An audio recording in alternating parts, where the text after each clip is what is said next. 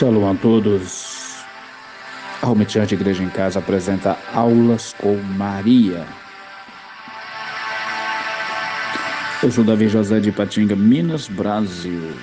Então bora lá para a nossa 11ª e antepenúltima aula com a Santa de Deus. Atos dos Apóstolos, capítulo 1, versos 12 ao 15, diz-nos: Então voltaram para Jerusalém, do monte chamado das Oliveiras, que fica perto de Jerusalém, à distância do caminho de um shabat, de um sábado. Eles estão voltando da Assunção de Jesus. Tendo chegado a Jerusalém, subiram ao cenáculo onde permaneciam. Os presentes eram Pedro e João, ou Pedro e Tiago, João e André, Filipe e Tomé, Bartolomeu e Mateus, Tiago, filho de Alfeu, Simão, os Zelotes e Judas, filho de Tiago. Todos estes perseveravam unanimemente em oração e súplicas com as mulheres e Maria, mãe de Jesus, e com seus irmãos. Naqueles dias, levantando-se Pedro no meio dos discípulos, ora, a multidão reunida era de quase 120 pessoas, disse: Paro por aqui. Amém.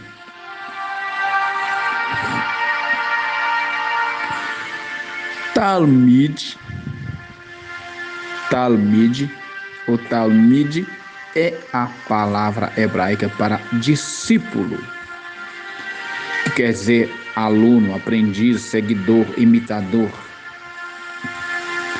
Talmidim, é plural de Talmid, é discípulos.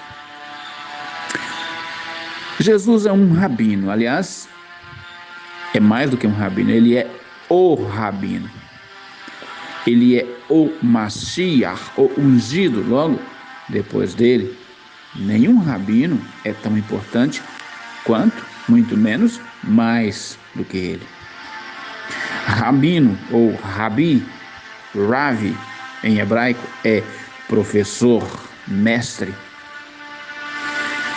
O rabinato nasceu, a escola de rabinos nasceu a partir do cativeiro dos hebreus na Babilônia, no século XVI. O cativeiro se deu no século XV, XVI, antes do nascimento de Jesus, antes da era cristã, na Babilônia. Lá nasceu o rabinato, a escola de rabinos. Nos dias de Jesus, visível entre nós, ser chamado de Ravi ou Rabi, meu mestre, era ostentação. Comportamento esse que ele, Jesus, não só rechaçou, condenou, como inclusive proibiu por razões óbvias. Pois agora ele, e só ele, deve ser chamado Ravi, Rabi, pois é o Mashiach, e qualquer outro que depois dele ouse reivindicar para si não a função de mestre, mas o título de Ravi, Rabi ou Rabino, está usurpando uma competência exclusiva do Mashiach, do Messias, do Cristo. Aliás, não só Rabi, mas também padre e pastor. Repito, Jesus não condenou a vocação ministerial em si, ou as vocações ministeriais em si, de mestre, de pai espiritual e de pastor. Não é a função que Jesus está condenando aqui. O que ele está condenando, rechaçando, condenando e proibindo são os títulos, ser chamado de. Os ministérios de mestre pastor em Efésios, na carta de Paulo aos Efésios, capítulo 4, versos 7 e 11, são claros. Ora, isto lhe subiu, verso 9 do capítulo 4 da carta aos Efésios, isto ele subiu, que é senão que também desceu, antes desceu às partes mais baixas da terra, aquele que desceu é o mesmo que subiu acima de todos os céus para cumprir todas as coisas. E ele mesmo, falando de Jesus ressuscitado, ele mesmo deu uns para apóstolos e outros para profetas e outros para evangelistas e outros para pastores e doutores. Ora, se ele mesmo que deu à igreja, né, como dons ministeriais, por que ele condenaria em Mateus 23? Ele proibiria em Mateus 23? Seria uma contradição. Então, o que Jesus está condenando e proibindo aqui não são os ministérios vocacionais, ministeriais de mestre, pai espiritual e de pastor. Não, o que ele está proibindo é o título, ser chamado de. Ele está nos proibindo de chamar qualquer um desses títulos, rabi, pai e pastor,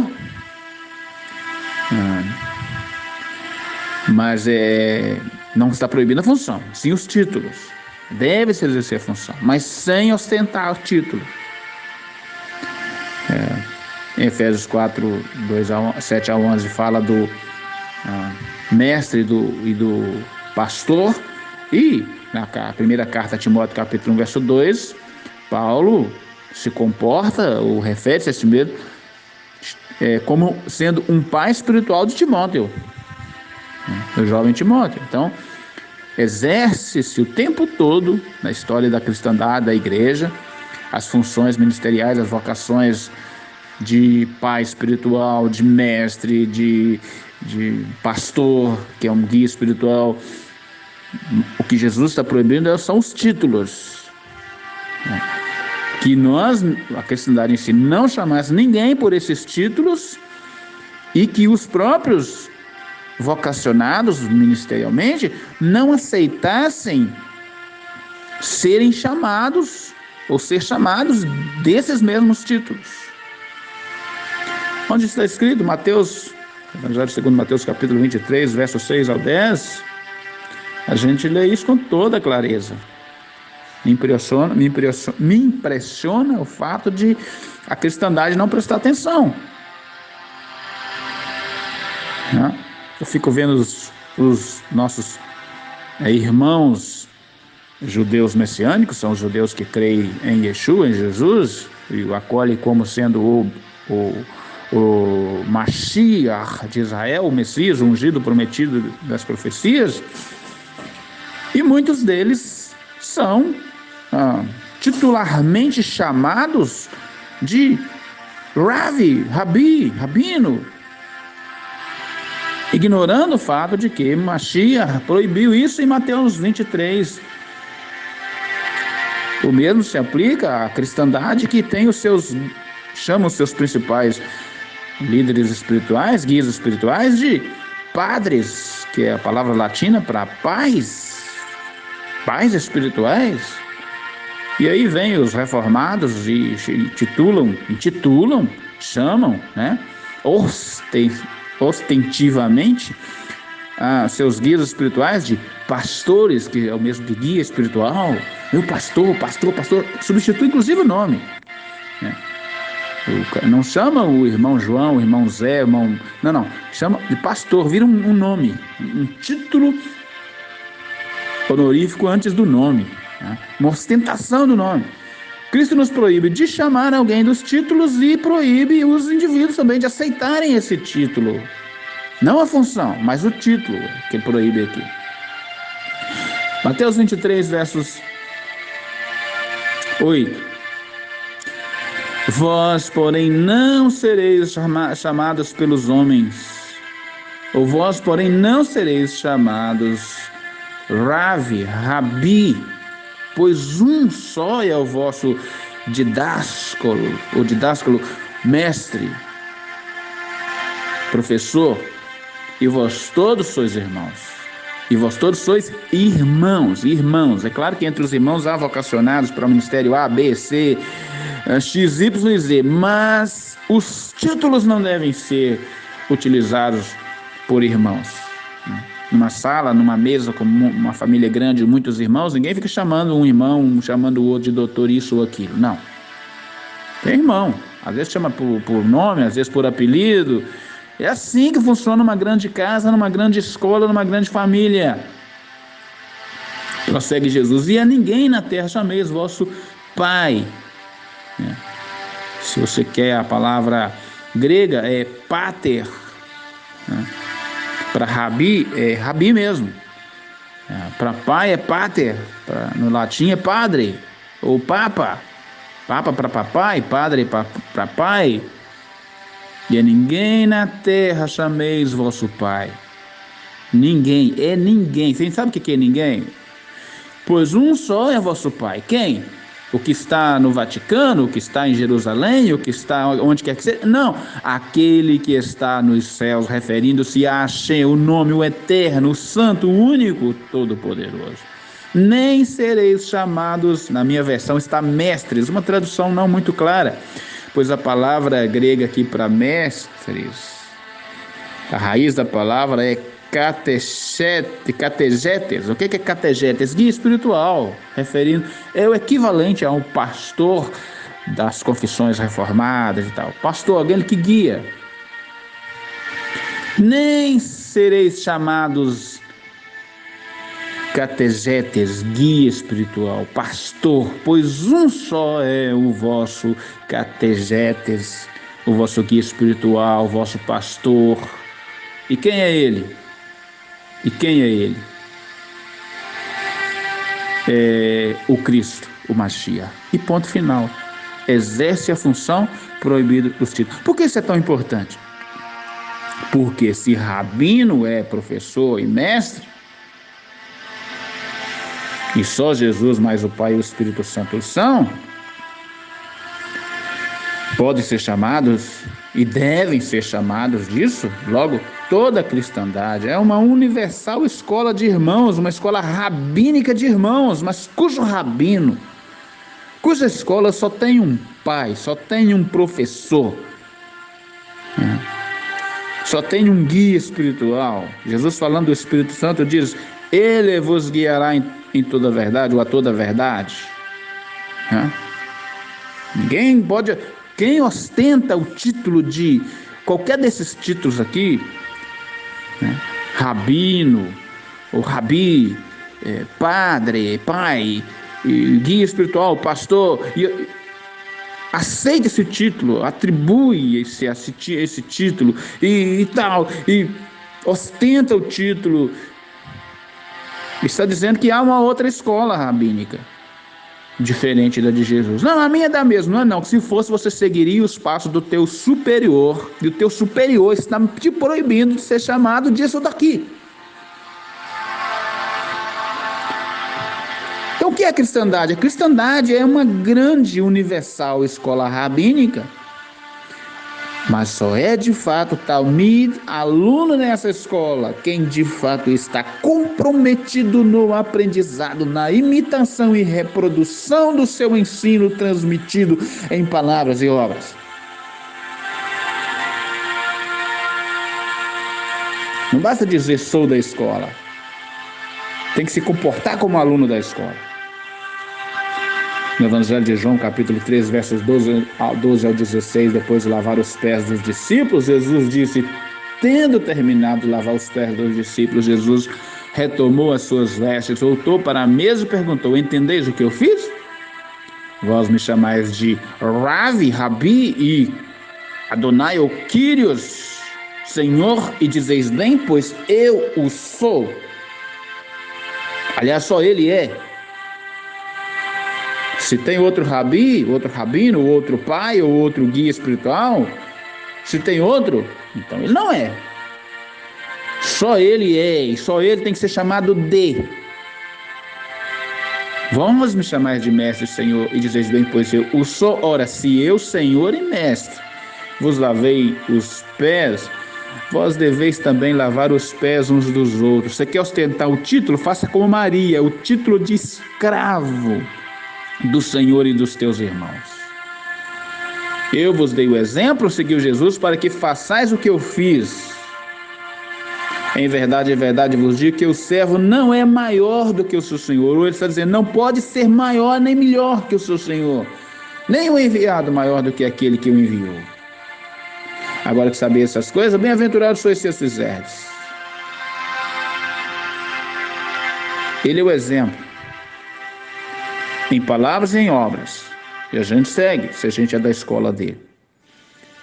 Quem o segue é um talmide, é um aluno, é um discípulo, é um aprendiz, é um imitador. O que explica 2 bilhões de cristãos no mundo de 8 bilhões, então 1/4 da população é considerado cristã? O que explica 2 bilhões de cristãos no mundo e tanta ausência de imitadores ou reprodutores do verdadeiro ensino de Cristo? O que explica isso? A cristandade tem que responder isso para ela mesma. A cristandade tem que responder isso para Deus, para Jesus, o seu Senhor. E a cristandade tem que responder isso para o mundo. Que o mundo busca uma resposta. Por que 2 bilhões? No mundo da época dos apóstolos, eram 12 apóstolos, depois mais alguns gatos pingados, e eles conseguiram virar o mundo de ponta cabeça. E hoje, com 2 bilhões de pessoas dizendo-se cristãos, 1/4 da população, a gente não consegue fazer cócega. O que explica, entre outras coisas, o que explica isso é o custo disso. A proposta de Jesus, as condições impostas para ser da sua escola, para ser talmide, para ser discípulo dele, não é para muitos, muito menos para todos, é para poucos. É para gente, como diz Paulo em Atos 20, 24, que, entre aspas, não tem a vida por preciosa.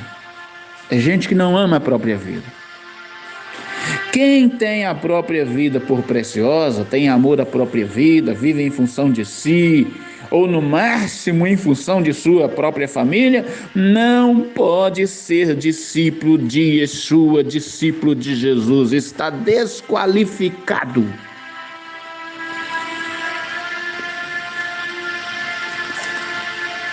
Mateus capítulo 16, versos 24 e 25, diz-nos ele: então disse Jesus aos seus discípulos, se alguém quiser vir após mim, renuncia-se a si mesmo, tome a sua cruz e siga-me, pois aquele que quiser salvar a sua vida, perdê-la-á, mas quem perder a sua vida por amor de mim, achá-la-á.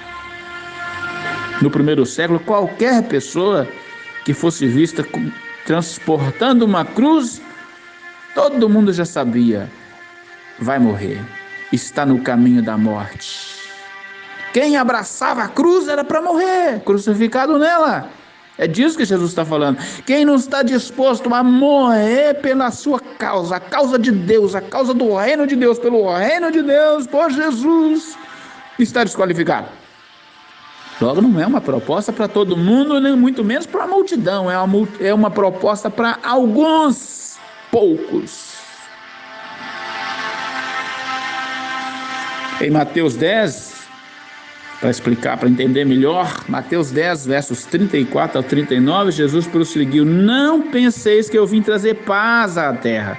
Não vim trazer paz, mas espada, pois eu vim trazer divisão entre o homem e seu pai, entre a filha e sua mãe, entre a nora e sua sogra. Aliás, nem precisava, porque nora e sogra nunca combinaram mesmo, então não precisava Jesus para vir aqui fazer isso, né? Brincadeira à parte, mas assim os inimigos do homem serão os seus próprios familiares.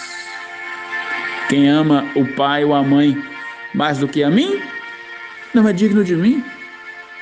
Quem ama o filho ou a filha mais do que a mim, não é digno de mim.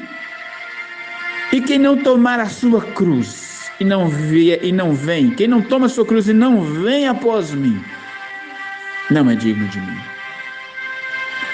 Quem achar a sua vida, perdê-la. E quem perder a sua vida por minha causa, achá-la. Achá-la. Aí eu pergunto, quem quer isso? Quem quer isso?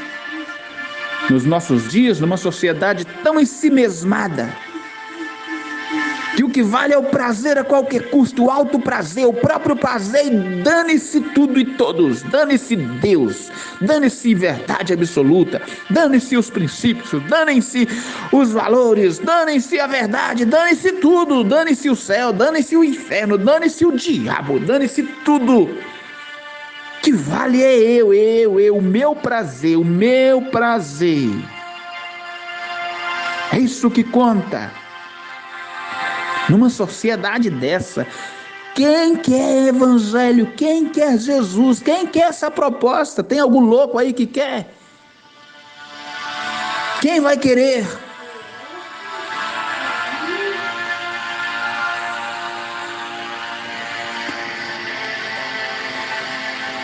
Os evangelistas Marcos e Lucas acrescentaram a isso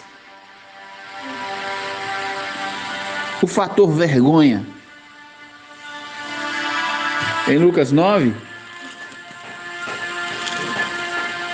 de 23 ao 26, Lucas 9, 23 ao 26, a gente lê assim: Então disse a todos, se alguém quer vir após mim, negue-se a si mesmo. Tome cada dia, logo é uma morte por dia. Todo dia a gente tem que estar disposto a morrer por Jesus, e é literal. É claro que essa morte aqui vai desde a abnegação, a autoabnegação dos pecados, que a gente ousa chamar de prazeres, mas que são pecaminosos. Todo prazer é pecado? Ninguém está dizendo isso, mas a forma com que lidamos com o prazer, muitas delas são pecaminosas. Essa autoabnegação é todo dia, cada dia.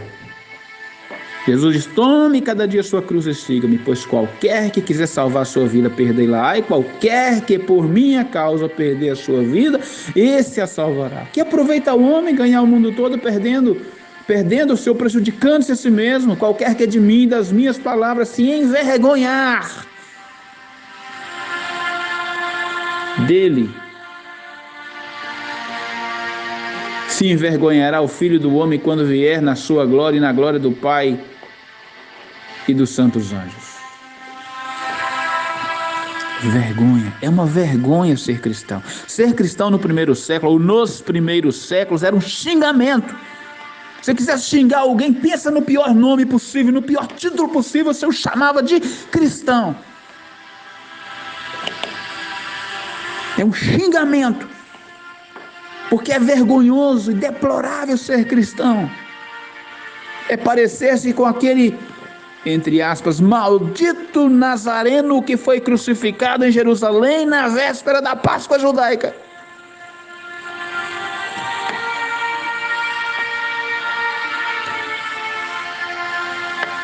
Vergonha, opróbrio, vexame, escárnio, ridicularização, deboche, gozação, zombaria, espetacularização.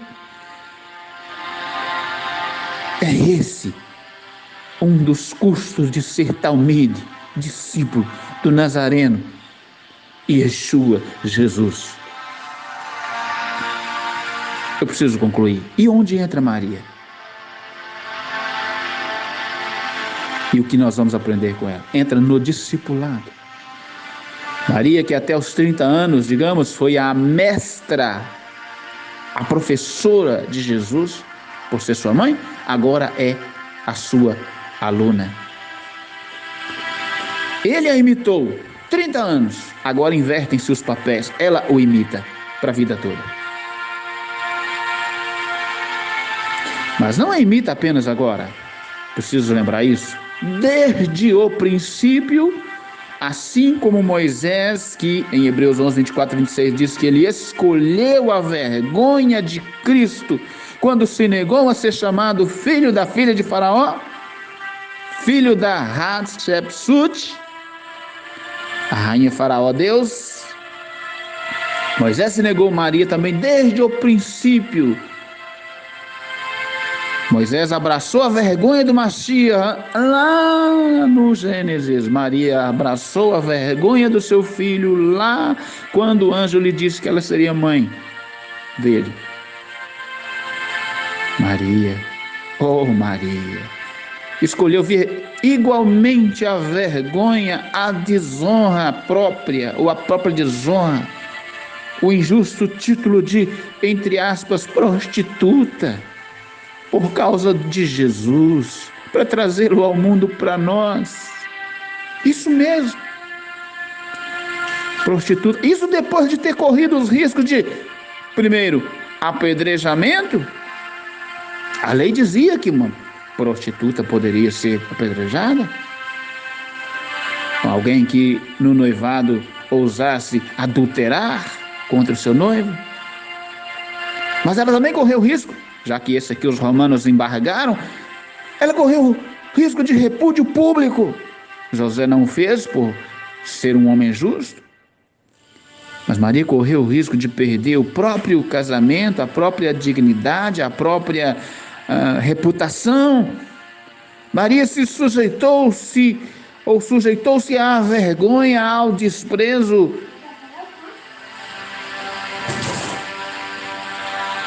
ao deboche, ao ridículo. Tudo isso. Por quê? Porque desde o começo ela abraçou a vergonha de Jesus, ainda que subjetivamente, ainda que inconscientemente. É por isso que o anjo, aliás, o velho Simeão profetizando disse que uma espada traspassaria a alma de Maria, porque a espada traspassa a alma de todo aquele que é talmide, discípulo de Jesus.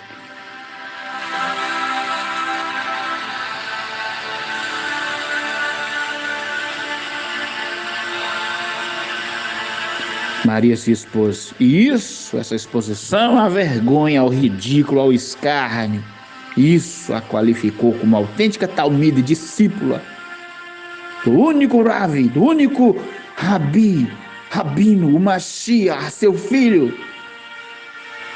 Ela o viu ressuscitado subir ao céu. Em Atos 1:9-44, texto que nós vimos aqui. Ela estava entre os que viram Jesus ser levado ao céu. Ela ouviu a promessa de que ele voltará. Ela recebeu a promessa de que o Espírito Santo viria. Próxima aula, quando Maria recebe o Espírito Santo junto com os discípulos. E ela ouviu a promessa de que ele vai voltar, de que todo olho o verá. Quando ele estava olhando Jesus subir, Maria está no meio, pelo menos o texto sugere isso. Apareceram, verso 10, e estando eles com os olhos fitos no céu, enquanto ele subia, de repente junto deles se puseram dois homens, vestidos de branco. Anjos, homens, não sei, são seres celestiais, os quais lhes disseram: varões, homens galileus.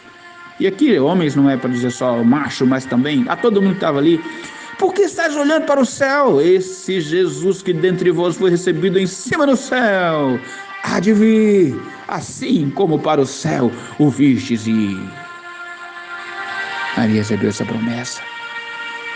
E quando da dormição, quando ela dormiu, quando ela morreu, quando ela foi estar em espírito no paraíso, ela dormiu nessa esperança. Os meus olhos verão. Se não viram agora, verão na ressurreição, mas meus olhos verão. Porque todo olho o verá, até mesmo os que o traspassaram. Essas verdades estão em Mateus 24:30, Apocalipse 1:7, 1 Tessalonicenses capítulo 4, verso 16. A pergunta que eu deixo aqui, porque a gente aprende com Maria que ela era autenticamente discípula de seu filho, de Jesus. Ela foi autêntica discípula, talmide. O que a gente aprende com ela? Ser como ela. Porque desde o começo, quando ela abraçou a proposta do anjo de ser, aliás, antes, Vocês pensam que não, mas sempre. Mas quando ela abraça a proposta do anjo de ser a mãe do Salvador, correndo todos os riscos que ela correu, assumindo a vergonha, a desonra, a destruição, inclusive, da própria reputação e da honra pessoal, quando ela faz isso, ainda que inconscientemente e subjetivamente, ela estava abraçando a vergonha do Messias, característica de todo discípulo verdadeiro de Jesus.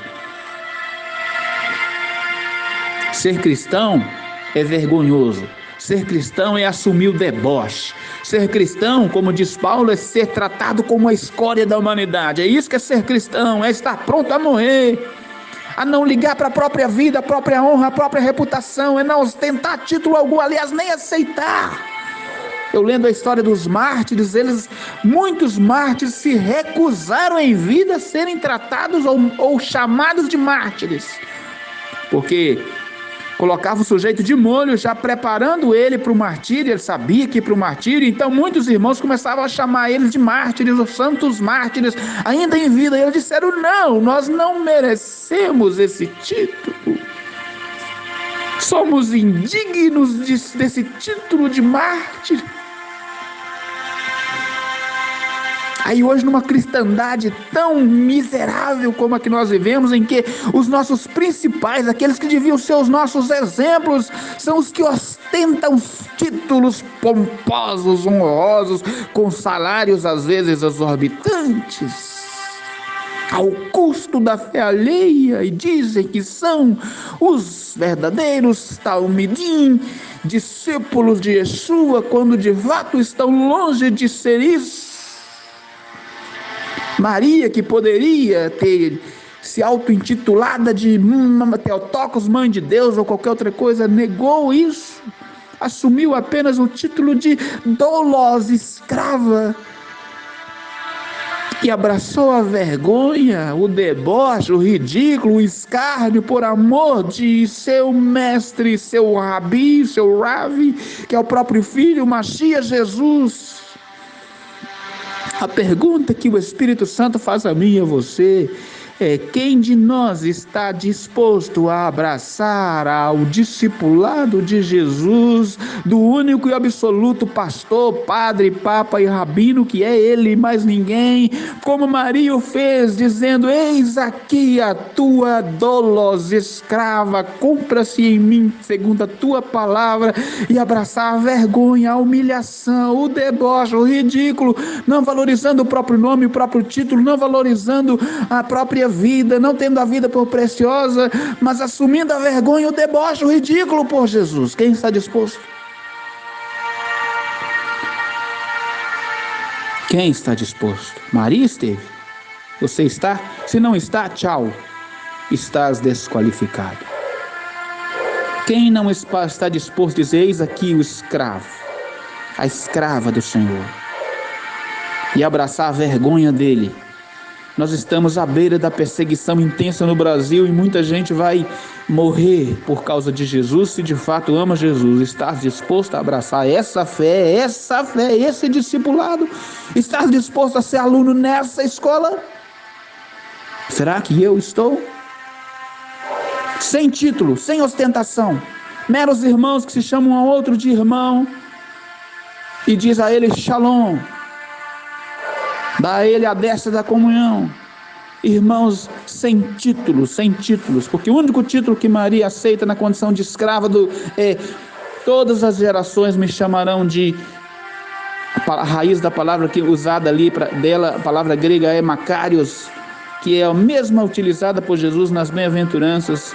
Logo ela diz: sou apenas uma bendita entre bilhões de outros benditos, que no último dia, em Mateus 25, serão chamados por Jesus benditos de meu Pai. Vinde, possuir por herança o reino que vos está preparado desde a fundação do mundo. Quem está disposto a abraçar esse discipulado que Maria abraçou? Esse é o desafio do chefe do Vaticano até eu, o menor dos menores. Pai, faz-nos discípulos de Jesus como Maria. Ainda hoje, Senhor, capaz de abraçar o deboche, a vergonha, o escárnio, a humilhação e a própria morte. Porque Maria correu sem risco de vida, inclusive de morrer apedrejada. Não temeu, não titubeou. Ó Senhor, faz isso hoje na cristandade. E liberta-nos dos títulos pomposos, da ostentação de títulos, doutor isso ou aquilo, doutora isso ou aquilo. Mas apenas dizer como Maria: eis aqui a tua dolosa escrava ou escravo, cumpra-se em mim segundo a tua palavra, e me chamem apenas, ó gerações de todos os tempos, me chamem apenas de bendita, bem-aventurada. Uma irmã entre bilhões de irmãos. Faça isso hoje em dia na cristandade, Pai, pelos méritos de Jesus, o teu Filho, e também filho de Maria. Amém. Me ajude a compartilhar isso antes que a porta se feche e nunca mais se compartilhará. Verdades como esta. Deus nos abençoe. Boa semana aí. Shalom.